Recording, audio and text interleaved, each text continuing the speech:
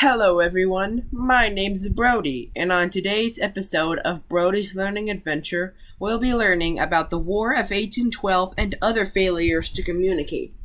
Tecumseh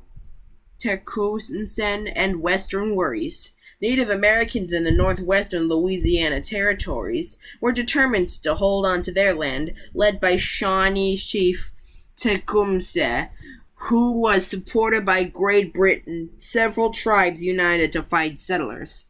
William Henry Harrison, governor of Indiana Territory, sent a warning to Tecumseh, urging him to stick to the terms of past agreements. Tecumseh responded with the few chiefs who signed the treaties didn't have authority to represent other tribes to give away their land. The Battle of Tippecanoe. While Tecumseh headed south to convince the Creek Nation tribe to join his forces, Harrison attacked and defeated the Shawnee people near the Tippecanoe River in 1812. And no, not a carnival game where you have to tip a canoe, but the Battle of Tippecanoe. Tecumseh crossed to Canada to join the British troops.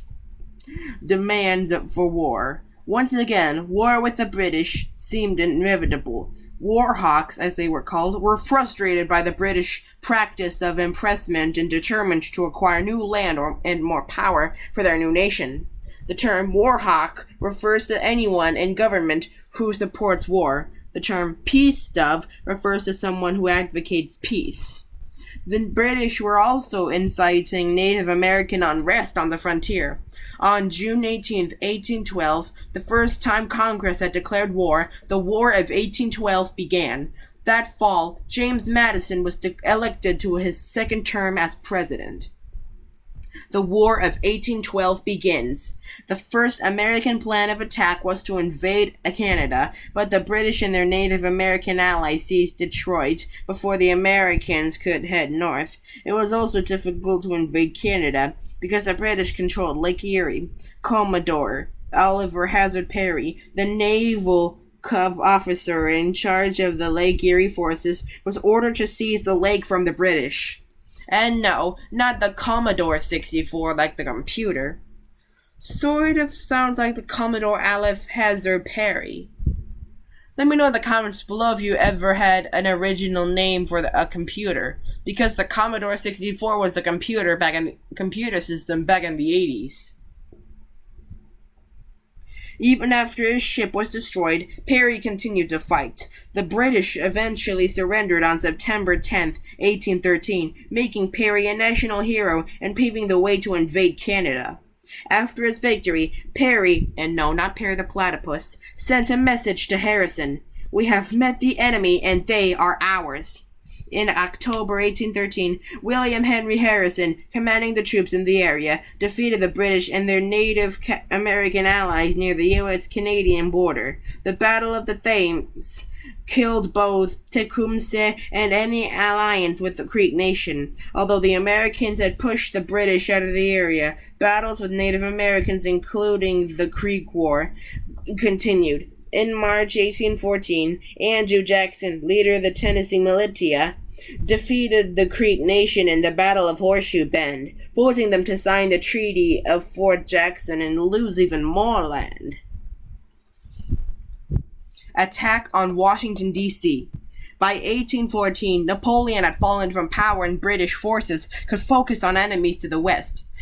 On August 24, 1814, the American troops were defeated in the Battle of Bladensburg, which allowed the British to sail into the Chesapeake Bay. They invaded Washington, D.C., setting fire to the Capitol and the White House and forcing President Madison to flee. The First Lady, Dolly Madison, stayed behind until the last moment to save a portrait of George Washington. Man, that is commitment to art. Let me know in the comments below if you'd ever sacrifice yourself to save a piece of art. The British continued up the Chesapeake to Baltimore, Maryland, intending to capture Fort McHenry. On September 13th, British warships began their attack. Because of the Americans' refusal to surrender, the British Armada eventually withdrew. man that is standing up to them. The British fought really hard, you know. The Star-Spangled Banner. Before the British attack on Baltimore, Americans raised a large flag over Fort McHenry. When Francis Scott Key, a lawyer who had witnessed the night-long bombardment, saw at dawn that the flag was still there, he was so moved that he wrote a poem to it. The poem was later set to music, and it eventually became the U.S. national anthem. Let me know in the comments below if you can sing the national anthem. Capital versus Capitol. A capital with an A is a city or place that is the official seat of government of a country or state. The U.S. Capitol with an O is the building in Washington with the famous dome and is named after an ancient Rome hill called the Capitoline. The Battle of Lake Champlain and the Battle of New Orleans. In September 1814, British forces trying to seize the city of Plattsburgh, New York, faced the U.S. Navy at Lake Champlain. The Americans refused to surrender in the Battle of Lake Champlain, and the British retreated. The British forces in the South decided to attack New Orleans as they advanced on Louisiana on January 8, 1852. An army organized by Andrew Jackson waiting, marching in their typical style across an open field. The British were easy targets. Winning the Battle of New Orleans boosted Jackson's popularity. It was the final battle of the War of 1812, and it occurred after the war had officially ended. The end of war. The British decided war wasn't worth the effort and reached an agreement with the Americans. But the news didn't reach Andrew Jackson or the Federalists. From December 15, 1814 to January 5, 1815, Federalists met at the Hartford Convention to show opposition to the war. Little did they know that on December 24, 1814, the British and Americans had signed the Treaty of Ghent in Belgium. The Hartford Convention embarrassed the Federalists for opposing a war that was already won.